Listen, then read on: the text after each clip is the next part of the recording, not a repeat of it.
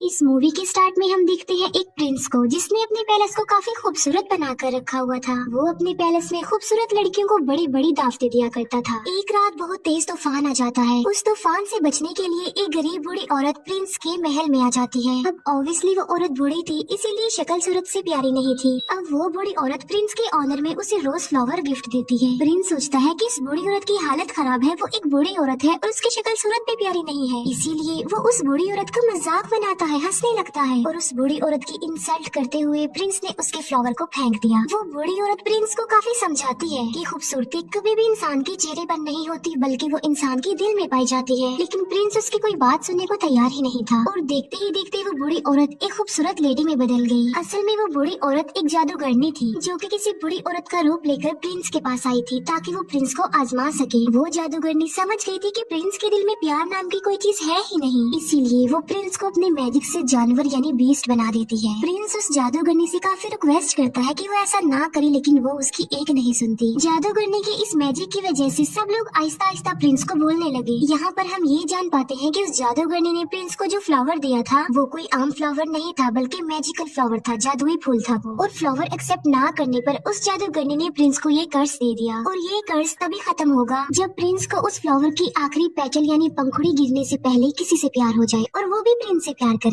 लेकिन आखिरी पंखुड़ी गिरने से पहले अगर प्रिंस से किसी ने प्यार ना किया तो प्रिंस कभी भी इंसान नहीं बन सकेगा दोबारा, बल्कि बेस्ट ही रहेगा वो हमेशा। काफी साल गुजर जाते हैं लेकिन उस पैलेस में कोई भी नहीं आता। फिर हमें पैलेस के करीबी एक गाँव में एक लड़की दिखाई जाती है जिसका नाम होता है बेल। बेल को किताबें पढ़ने, स्टोरीज पढ़ने का काफी शौक था। बेल के फादर एक डिजाइनर होते हैं। उसी गाँव में एक और लड़का भी रहता है जिसका नाम होता है गैस्टोन। गैस्टोन जो कि बेल से शादी करना चाहता था, लेकिन बेल उसे शादी करना नहीं चाहती थी क्योंकि वो एक प्राउडी इंसान था। गैस्टोन बेल से शादी करने के लिए उसे अपना बनाने के लिए काफी स्ट्रगल भी किया करता था, लेकिन उसकी कोशिशें नाकाम ही रहती हैं। एक दिन बेल के फादर को कहीं पर जाना था। जिस रास्ते से उन्होंने जाना था वो एक जंगल था। बेल के फादर देखते हैं कि उनके रास्ते में तो आग लगी हुई है, लेकिन वहाँ पर एक और रास्ता भी था जहाँ पर वो मुड़ जाते हैं। बेल के फादर अपने घोड़े पर सवार होते हैं, लेकिन तभी उन्हें जंगल से भेड़ियों की आवाज सुनाई देती है और फिर वही भेड़िए उनका पीछा करने लगते हैं। बेल के फादर अपनी जान बचाने के लिए वहाँ से भागते हैं और भागते भागते वो आ जाते हैं बीस्ट के पैलेस के पास। बेल के फादर जब अंदर जाते हैं तब उन्हें वहाँ पर कोई भी दिखाई नहीं देता। हालांकि ऐसा लग रहा था कि पैलेस में कोई रहता है। कैंडल्स भी जल रही थी और टेबल पर खाना भी पड़ा हुआ था। इतना अच्छा खाना देखकर बेल के फादर खाना खाने लगते हैं, लेकिन हम फिर बहुत हैरान कर देने वाली चीज देखते हैं। वहाँ पर जो कप पड़ा होता है वो बेल के फादर से बातें करने लगता है। बेल के फादर समझते हैं कि ये कोई सॉल है जो उन्हें डराने की कोशिश कर रही है, इसीलिए बेल के फादर उसे कहते हैं कि मैं तुमसे नहीं डरता। ये कहकर बेल के फादर वहाँ से भाग जाते हैं। अब यहाँ पर सवाल ये उठता है कि वो कप कैसे बोल पाया। असल में बात ये है कि वहाँ पर यानी पैलेस में जितनी भी चीजें पड़ी हुई थी वो पहले इंसान हुआ करते थे, लेकिन जादूगरनी के कर्ज की वजह से वो सब चीजों में बदल गए। बेल के फादर भागते हुए गार्डन में आ जाते हैं। वो देखते हैं कि वहाँ पर बहुत प्यारे प्यारे फ्लावर लगे हुए हैं। बेल के फादर सोचते हैं कि मेरी बेटी बेल ने अपने लिए फ्लावर मंगवाया था, इसीलिए वहाँ से वो एक फूल तोड़ लेते हैं और तभी वहाँ पर बीस्ट आ जाता है। फ्लावर चोरी करने की पनिशमेंट देने के लिए बीस्ट उन्हें प्रिजनर बना लेता है, लेकिन बेल के फादर का घोड़ा वहाँ से भाग जाता है और वो सीधा अपने घर आता है बेल के पास। बेल जब देखती है कि घोड़ा अकेला आया है, उसके फादर नहीं आए, तो वो फौरन समझ जाती है कि उसके फादर किसी मुसीबत में फंस गए हैं। इसीलिए बेल अपने फादर को ढूंढने के लिए उस घोड़े पर बैठ जाती है। वो घोड़ा बेल को ले आता है पैलेस में और पैलेस में ही बेल के फादर को प्रिजनर बनाकर रखा हुआ था। बेल जब पैलेस के अंदर जाती है तब उसे वहाँ पर कोई भी दिखाई नहीं देता। बेल वहाँ पर काफी आवाजें भी लगाती है, लेकिन उसे आगे से कोई भी रिस्पॉन्स नहीं मिलता।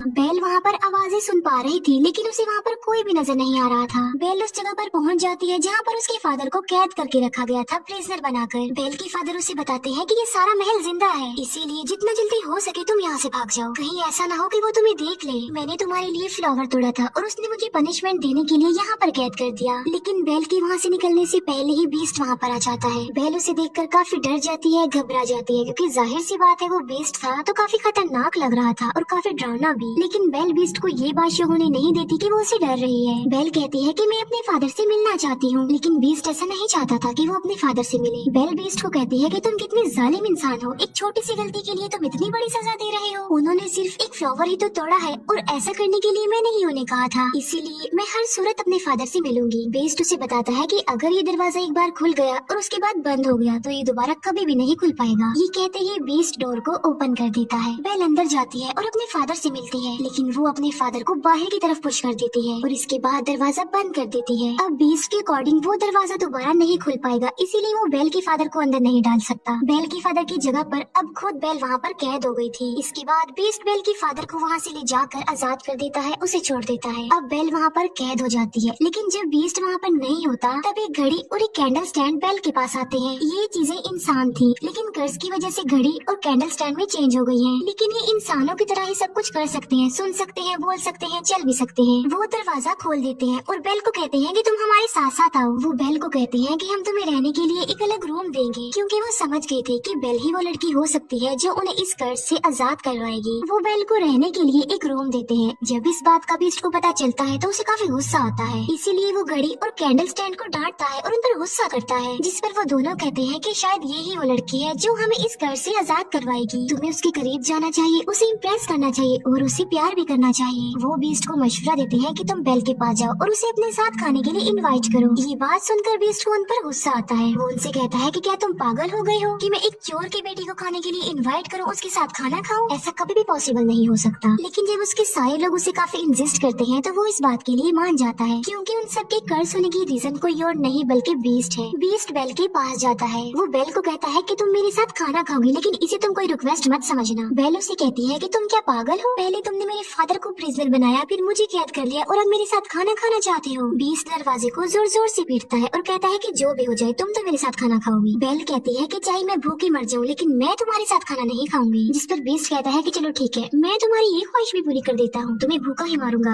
अब तुम्हें कोई भी खाना नहीं देगा और तुम भूखी ही मरोगी। बेल फिर भी दरवाजा नहीं खोलती और वो वहाँ से चला जाता है। जिस अंदाज से बेल ने बीस्ट को जवाब दिया था, उसे देखकर वहाँ सभी कर्ज चीजें लाइक कैंडल स्टैंड, घड़ी, पिच, कप, उन सबको ये कंफर्म हो जाता है कि बेल ही वो लड़की है जो उन्हें कर्ज से निजात दिलाएगी। फिर हम देखते हैं बीस्ट को जो कि उसी रोज फ्लावर के पास जाता है। बीस्ट देखता है कि उस फ्लावर की बहुत सारी पंखुड़ियाँ गिरकर टूट गई हैं। ये वही रोज फ्लावर था जिसके खत्म होने के बाद बीस्ट हमेशा के लिए जानवर ही रहेगा और पैलेस की जितनी भी कर्ज चीजें हैं वो सारी ऐसे ही रहेंगी, हमेशा के लिए बेजान बन जाएंगी। वो फ्लावर पर बहुत ही थोड़ी पंखुड़ियाँ रह गई हैं और वो भी बहुत जल्द गिर जाएंगी। फिर हम देखते हैं बेल के फादर को जो कि वापस अपने गांव में आ चुके थे। वो सब लोगों को बता रहे होते हैं कि मेरी बेटी की जान खतरे में है। जंगल के पास एक पैलेस है और वहाँ पर एक बीस्ट रहता है और वहीं पर मेरी बेटी फंस गई है। लेकिन कोई भी उनकी इस बात पर बिलीव करने को तैयार नहीं था, बल्कि वो सिर्फ इस बात को कहानी ही समझ रहे थे।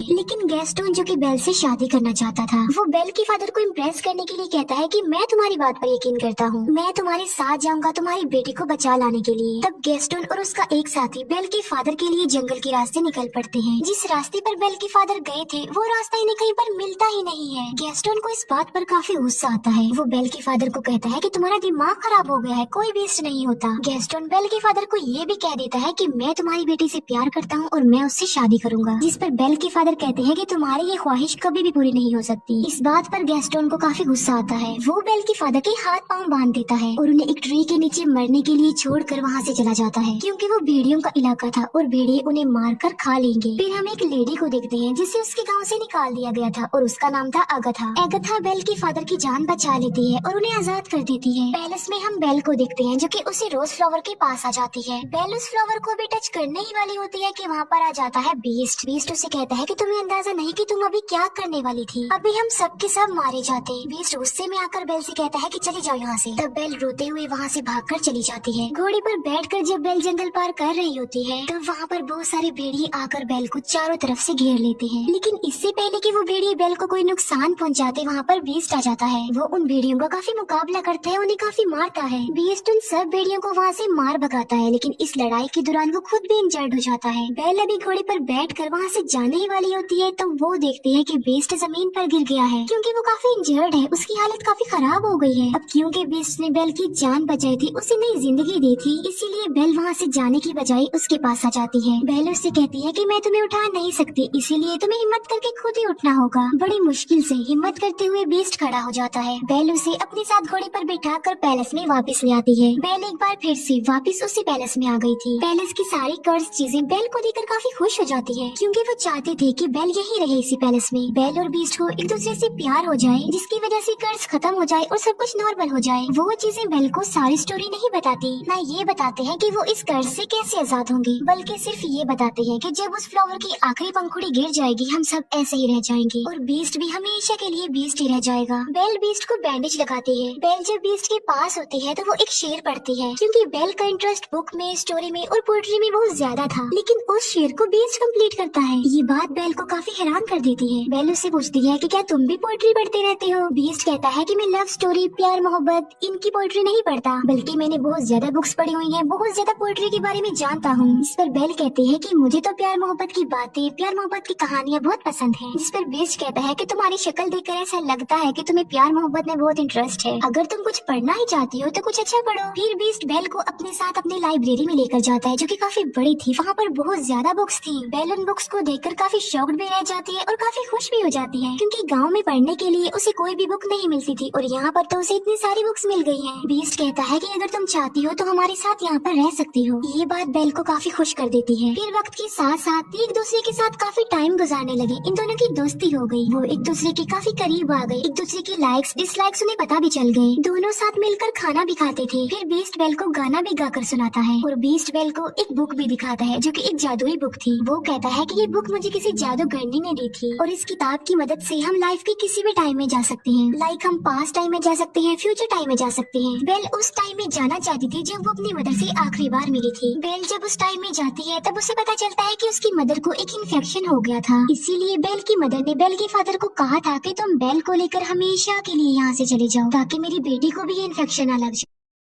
ये जानने के बाद बेल काफी दुखी हो जाती है, क्योंकि बेल ये बात नहीं जानती थी। फिर ये प्रेजेंट टाइम में वापस आ जाते हैं। कैंडल स्टैंड बीस्ट को कहता है कि तुम्हें बेल से अपने प्यार का इजहार कर देना चाहिए। बीस्ट कहता है कि वो कभी भी मुझसे प्यार नहीं करेगी, लेकिन कैंडल स्टैंड बीस्ट को काफी मनाने की कोशिश करता है और बीस्ट के सारे साथी यानी वो सारी चीजें बीस्ट को इस बात के लिए एग्री कर लेती है। वो पहले बीस्ट को तैयार करती है और बाद में वो बेल को भी तैयार कर देती है। बेल को डांस करना काफी पसंद था, इसीलिए वो दोनों डांस करने वाले होते हैं। हम देखते हैं कि बेल के फादर वापस अपने गांव में आ गए हैं। वो सबको बताते हैं कि गैस्टोन ने उन्हें जंगल में बांधकर छोड़ दिया था ताकि भेड़िए आकर उन्हें खा ले। वहीं बेल के फादर के साथ आगथा भी होती है, लेकिन गैस्टोन इस बात पर एग्री नहीं करता, बल्कि वो मुकर जाता है। वो कहता है कि ये झूठ बोल रहा है, इसके ऊपर शैतान आ गया है और ये पागल हो गया है। साथ साथ वो कहता है कि एगथा की गवाही कोई इम्पोर्टेंस नहीं रखती, क्योंकि ये तो पहले ही गाँव से निकली हुई है। यहाँ पर गैस्टोन का साथी भी झूठ बोल देता है। वो कहता है कि गैस्टोन जो भी कह रहा है बिल्कुल ठीक कह रहा है। इसीलिए सब गाँव वाले गैस्टोन की बातों पर बिलीव कर लेते हैं और सब लोग ये समझने लगते हैं कि बेल के फादर का मेंटल बैलेंस खराब हो गया है। साथ साथ उनके ऊपर कोई शैतानी साया भी है, इसी वजह से वो बेल के फादर को पकड़ लेते हैं। फिर हम देखते हैं पैलेस में, जहाँ पर बीस्ट और बेल डांस कर रहे थे और वो डांस को काफी एंजॉय कर रहे थे। उन्हें काफी अच्छा फील हो रहा था। बीस्ट बेल को कहता है कि मैं इन फीलिंग्स को काफी अच्छा फील कर रहा हूँ, मैं तो इन्हें जैसे भूल ही गया था। बेल कहती है कि मुझे मेरे फादर ने डांस करना सिखाया। बीस्ट उससे पूछता है कि क्या तुम अपने फादर को मिस करती हो? जिस पर बेल कहती है जी हाँ, मैं अपने फादर को बहुत मिस करती हूँ। बीस्ट के पास एक जादुई मिरर होता है, जिसकी मदद से वो हर उस पर्सन को देख सकते हैं जिन्हें वो देखना चाहते हैं, और उस मिरर में वो बेल को उसके फादर को दिखाता है। बेल देखती है कि गांव वालों ने उसके फादर को प्रिजनर बनाया हुआ है, बांधा हुआ है। ये देखकर बेल काफी अपसेट हो जाती है, जिस पर बीस्ट कहता है कि तुम्हारे फादर को तुम्हारी जरूरत है, तुम्हें उनके पास जाना चाहिए। साथ साथ बीस्ट बेल को वो जादुई मिरर भी दे देता है और कहता है जब कभी तुम्हें मेरी याद आए तो मेरी इस बदसूरत शक्ल को इस मिरर में देख लेना। इसके बाद बेल अपने फादर को बचाने के लिए वहाँ से निकल जाती है और अब बीस्ट पैलेस में अकेला रह गया था। बीस्ट बेल को काफी मिस कर रहा था, क्योंकि उसे बेल से प्यार हो गया था, लेकिन अब तो वो उससे काफी दूर जा चुकी थी। अब क्योंकि बेल चली गई थी तो उनका कर्ज ऐसा ही रहेगा और वो हमेशा ऐसे ही बने रहेंगे। इस बात को लेकर बीस्ट और उसके बाकी साथी काफी अपसेट हो जाते हैं। बेल अपने गांव में पहुंच जाती है और वो देखती है कि उसके फादर को सब लोगों ने प्रिजनर बनाया हुआ है। बेल सबको बताती है कि मेरे फादर जो कह रहे थे वो बिल्कुल सच था। जंगल में एक पैलेस है और वहाँ पर एक बीस्ट रहता है, एक जानवर है वहाँ पर। लेकिन गाँव वाले बेल की बातों पर भी यकीन नहीं कर रहे थे। तब वो उस जादुई मिरर में सब लोगों को बीस्ट दिखाती है। बीस्ट को उस मिरर में देखकर सब लोग काफी हैरान रह जाते हैं। बेल उन सबसे कहती है कि वो खतरनाक नहीं है, तुम्हें डरने की कोई जरूरत नहीं है, बल्कि वो दिल का बहुत ज्यादा अच्छा है और वो किसी का नुकसान नहीं चाहता और ना ही वो कभी किसी को नुकसान पहुंचाता है। गैस्टोन को ये बातें सुनकर रियलाइज हो जाता है कि बेल अब उस बीस्ट को प्यार करने लगी है। इसी वजह से गैस्टोन जेलस हो जाता है, इसीलिए वो सबको भड़काने की कोशिश करता है कि उस बीस्ट ने बेल पर ब्लैक मैजिक कर दिया है, तभी तो ये ऐसा बोल रही है। वो कहता है कि बेल को भी इसके फादर के साथ ही प्रिजनर बना दो। बाद में वो सब गाँव वालों को उकसाता है कि हमें मिलकर उस पैलेस में जाना चाहिए और उस बीस्ट को जान से मार डालना चाहिए, वरना वो इस गांव में आ जाएगा और हम सबको मार डालेगा, हमारे पूरे गांव को खत्म कर देगा। वो गांव वाले उसकी बातों में आ जाते हैं और पूरा गांव पैलेस की तरफ चल पड़ता है। जब गांव वाले बीस्ट को मारने के लिए पैलेस में आते हैं तब बीस्ट के सारे साथी यानी वो चीजें उन लोगों पर अटैक कर देती हैं। गांव वालों को कुछ भी समझ नहीं आती कि ये क्या हो रहा है, क्योंकि वो कोई इंसान तो नहीं थे बल्कि बेजान चीजें थी। फिर हम देखते हैं गैस्टोन को, जो कि बीस्ट के पास पहुंच चुका था, लेकिन बीस्ट काफी उदास होता है क्योंकि बेल के जाने के बाद उसे कुछ भी अच्छा फील नहीं हो रहा था। वो बेल को काफी मिस कर रहा था।